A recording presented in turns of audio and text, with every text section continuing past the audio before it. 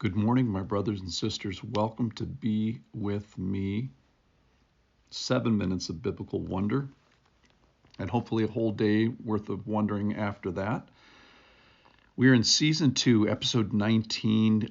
Subscribe at bewithme.us. That's the website. And we are in a passage in John chapter 11 about the death of Lazarus. When we left the story yesterday, Jesus was saying, let's go back to Judea, to the land of Judah, to the land of Jerusalem.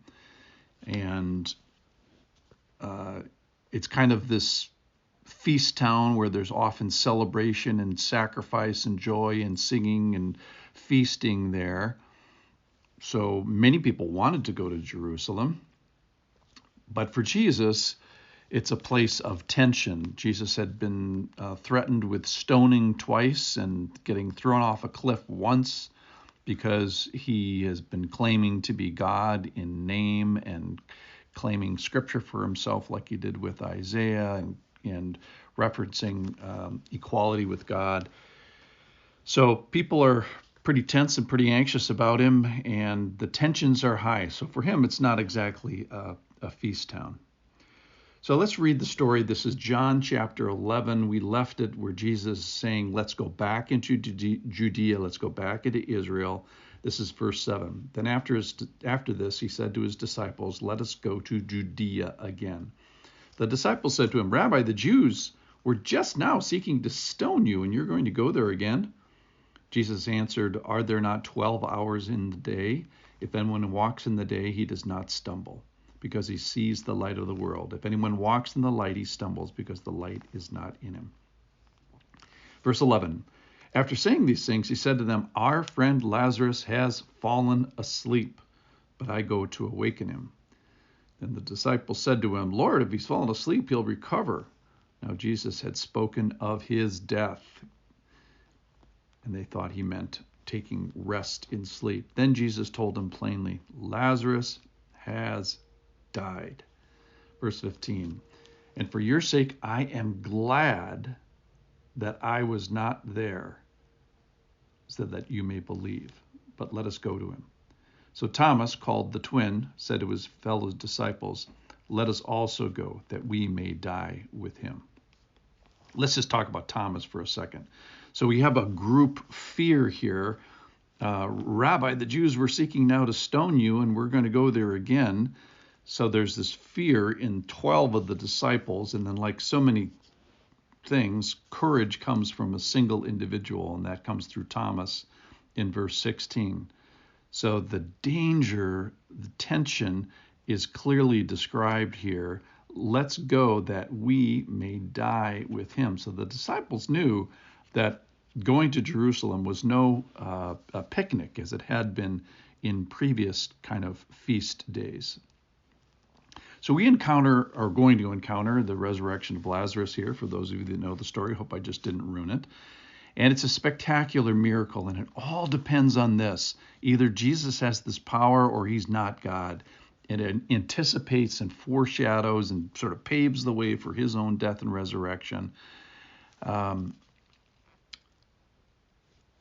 So it's a critical thing for all of us Christians. It's the reason that Christians don't grieve like others. We grieve with one eye on the hole in the ground, the grave, but we also grieve with one eye towards the resurrection, a little bit towards the resurrection of Lazarus and a lot toward the resurrection of the Lord.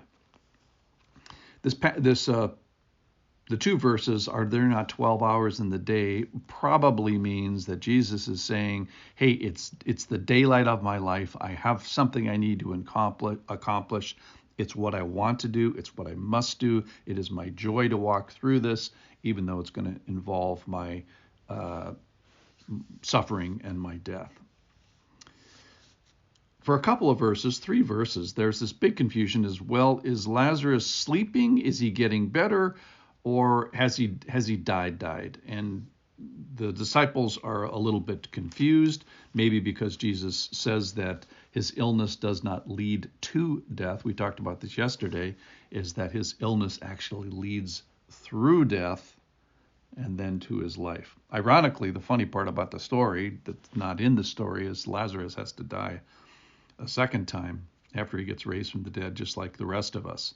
So this is a story, not a story, an account, an event, an actual thing, as we talked about yesterday, that Jesus demonstrates his power over death.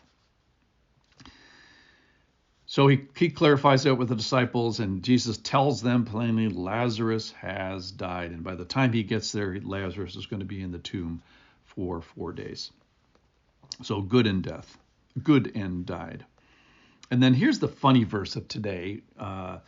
For your sake, I am glad. I'm glad I wasn't there. In other words, he's saying, this might be the best thing that ever happened to you. Why? Because I'm happy that Lazarus died? No. Jesus, when he gets there, is going to weep, and he's going to be moved, and is going to be greatly troubled, which means a little bit angry, a little bit pissed off about this whole thing. So Jesus is not excited about death. He didn't design us for this. Death is a part of the curse. Death is the part of the reason that he came, and he hates death.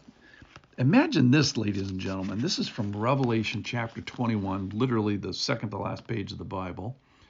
21:3, and I heard a loud voice from the throne saying, behold, the dwelling place of God is with man.